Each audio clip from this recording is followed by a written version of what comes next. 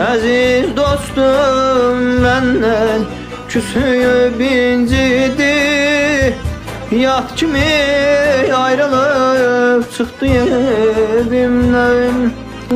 Əziz dostum məndən küsüyüb incidi, yad kimi ayrılıb çıxdı evimdən. Necəmə başım, necə diləyim, dost gedib özmə gələ bilmirəm. Elə bil əllərim yox olub mənim, gözümün yaşını silə bilmirəm.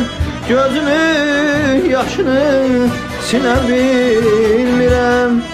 O gedən yolları ot basıb indin, gözümün yaşını silə bilmirəm.